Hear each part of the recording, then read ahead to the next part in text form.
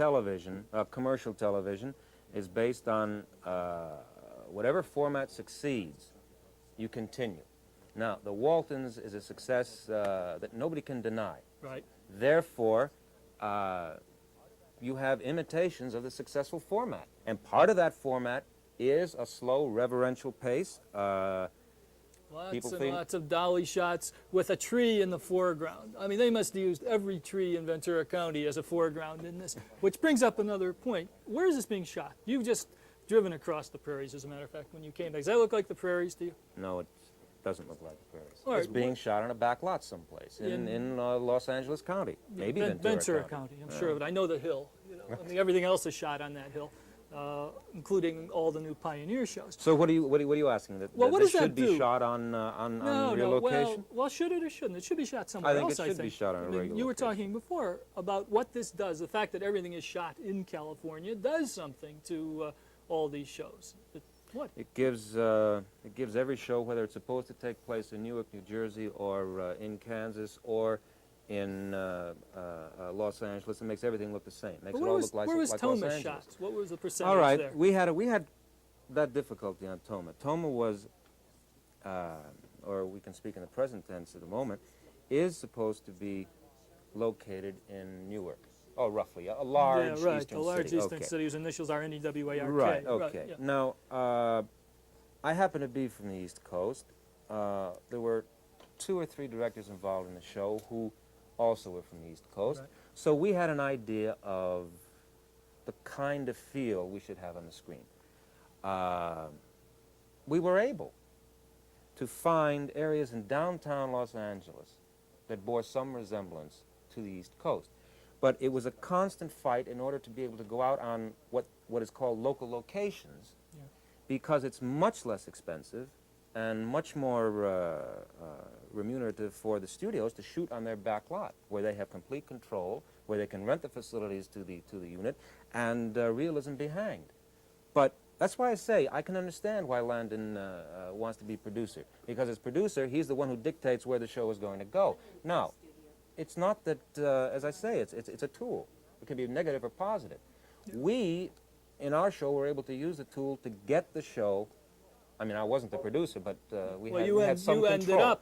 We had some control, so we were able to use it to get the show out into the streets where it belonged. Yeah. But it was Los Angeles streets, right? Well, just yeah, as a point of information, it was the Los but Angeles it was streets. downtown Los Yeah, Angeles. oh no, agreed. I mean, I don't think most people, and I don't think it matters in that case, would have known the difference between that and Newark, Right. unless they happen to live in Newark, in which case they would very definitely know. But on the other, you ended up fighting, of course, with all the producers and whatnot, as Not well. all. Not all. Some of them, which has been documented certainly enough, and you ended up writing the shows, Yeah. a lot of them. And you were working like a madman, right? I mean, when I talked to you then, you were working 12, 15 hours a day and killing yourself. But before you answer that, and before we continue this, we're going to take a quick move into the studio and talk to Sheldon. When Jack Reed goes down to the basement of his Downsview home to watch television, he doesn't watch Little House on the Prairie. He watches Africa, or perhaps Jamaica. You see, Jack is an amateur slow-scan television operator. Now, Jack is here, and Jack, we're going to talk to you about it later, but show us how it works now. Pictures over my slow scan TV monitor here, and they came through very, very nicely from Jamaica. I just wonder if we could spend a few minutes exchanging pictures. The QTH here is Toronto, and my handle is Jack. So I'll pass it back to you. 6 Yankee 5, Germany, Boston.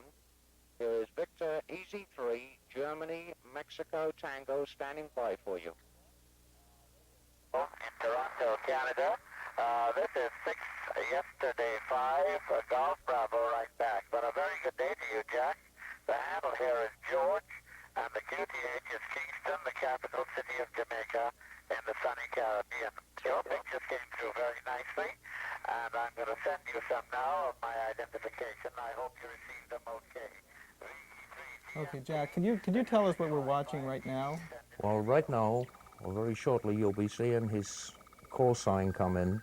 This is from Jamaica. That's correct. 6Y5GB, Jamaica, WA West Indies, of course. This is this particular man's call sign by which he is identified as a ham. And every time we have a transmission in ham radio, we must identify. Okay, let's listen to this particular transmission now. Bravo, here is BE3GMT. Well, your identification came through very, very perfectly, George. And George, I wonder if you have any other pictures there that you could send me up. I would really appreciate it. And also, if you could kindly let me see a picture of yourself, if that's possible. So 655GB VE3GMT. VE3GMT 655GB. It's a pleasure, Jack. I'm very glad they came over okay. So stand by, and here's a picture of a very beautiful Jamaican girl. I'm sending to you right away. Here it is. Here comes that sound is actually the picture. And Right. there it is. There's the girl. It's painting it on the screen, as you can see. And you do this every day.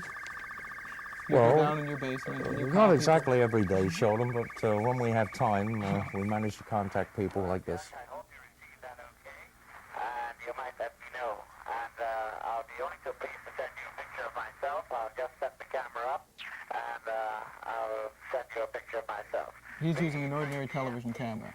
That's correct. And now we're going to see his picture. Came over very, very well, George, of that Jamaican girl.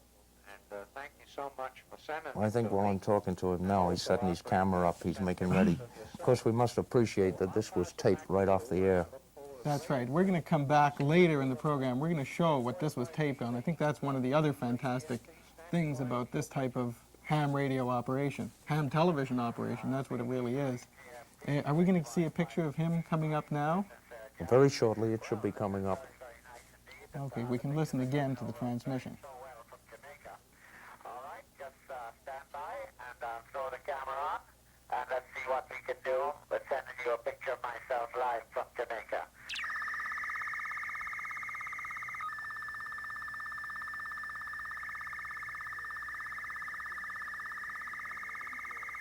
And what's his name? His name is George. So there it is, George's picture all the way from Jamaica, picked up in your basement, on your equipment. That's correct. As a matter of fact, it was done last Sunday afternoon. That's right, and it's recorded here, but again, I say we're going to come back and we're going to talk to you a little bit later about how this is all done and how this is recorded.